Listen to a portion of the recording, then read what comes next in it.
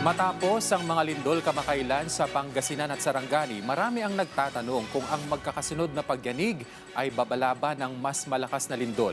Nagbabalik si Floyd Brenz. Naipapabalita kamakailan ang mga sunod-sunod na pagyanig o tinatawag na earthquake swarm. Dahil dito, marami ang nagtatanong kung ito ba ay senyales na may paparating na mas malakas na lindol. Sabi ng PHIVOLCS, ang sagot ay hindi pa tiyak. Ang earthquake swarm ay sunod-sunod na maliliit na hanggang katamtamang pagyanig sa isang lugar sa loob ng maikling panahon. Kaiba sa karaniwang pagkakasunod ng mga aftershock dahil wala itong isang malakas na pangunahing lindol na pinagmulan. Yung earthquake swarm ay sunod-sunod na lindol na nangyari sa isang lugar sa loob ng maikling panahon. Ngunit walang isang pangunahing lindol o yung main shock.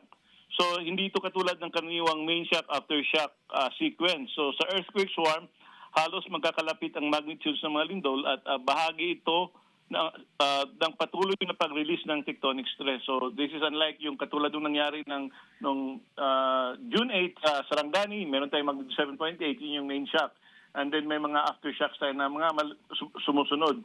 Pero dito sa earthquake swarm, wala tayong ma-identify na main shock. Halos pare-pareho yung magnitude na re-record natin. Dagdag pa ng PHIVOLCS na may mga pagkakataong nagtatapos ang isang earthquake swarm nang walang kasunod na malakas na pagyanig. Pero may mga pagkakataon din ito ay nagiging paunang senyales ng mas malakas na lindol. Wala pang siyentipikong paraan para matiyak kung kailan at saan gaano kalakas ang susunod na lindol. Kaya naman, mahigpit na minomonitor ng PHIVOLCS ang mga aktibidad sa mga fault at bulkan sa buong bansa. Mahalaga na huwag magpadala sa mga haka-hakaw o hindi beripikadong impormasyon.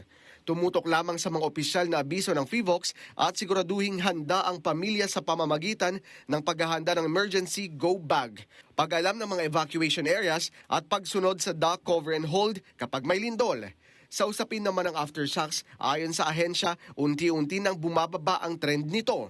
As of 5 p.m., nasa 119 na lang yung aftershocks natin. So we started for the first 24 hours, nasa 1,083 aftershocks. And then kanina, nasa 119 na lang. So kikita naman natin yung trend, pababa ng pababa. Paalala na ang earthquake swarm ay hindi otomatikong may paparating na malakas na lindol.